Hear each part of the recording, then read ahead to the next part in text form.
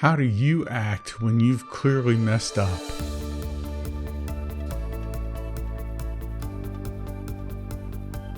Hi, I'm Mike Henry Sr. with Follower of One. Thanks for joining me again today on the Follower of One podcast. Today we're going to take a passage from Proverbs chapter 6, and the passage is verses 2 through 4. If you have been ensnared by the words of your mouth, or caught by the words of your mouth, then do this, my son, and save yourself.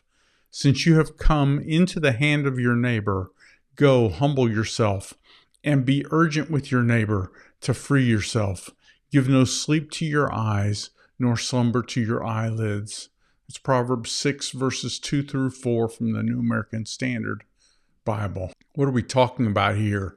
We've been going through these Proverbs to just apply a little wisdom and bring a little bit more help to us who want to move one notch closer to Jesus. We want to be the kind of people who move closer to Him and also who help others move closer to Jesus. And so what I've done is I've chosen a Bible verse or a passage or something from each proverb, and I'm just going through a series of that. But also, I'm convicted because towards the end of the year, as I'm recording these initially, I start thinking about, well, am I where I started the year?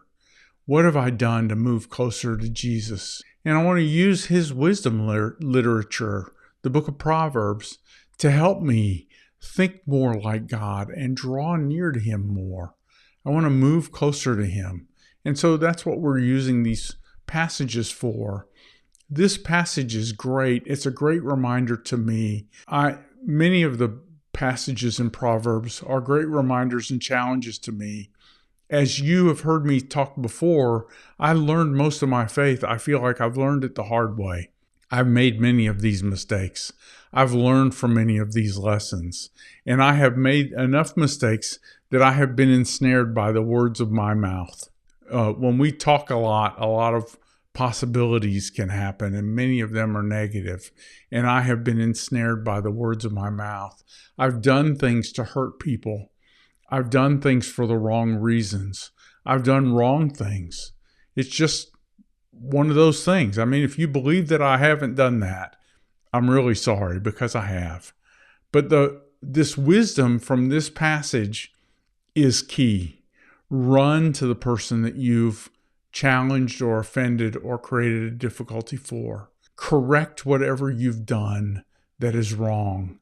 If someone confronts you about something, search out and understand what you did that you could have done differently.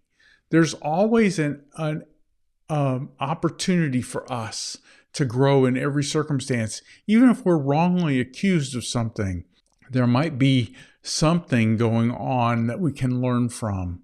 And so whenever I've done something wrong, or I've done something and God makes me aware of that, I want to make that right as fast as I can.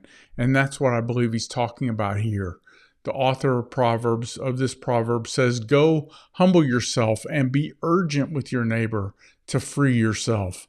Do what you can to make it right. I think that's our challenge as Jesus followers. We know that everything will be made right in the end. So we can do everything that we can to make it right now, trusting that Jesus is in charge. Whatever you've done, whatever might be coming to mind as you hear this podcast, whatever you've done, take a moment and make it right. Do whatever you need to do to make it right. The rewards exceed the effort. I promise they will. And it may be a long time until that becomes true, but I trust our Lord. I trust Him.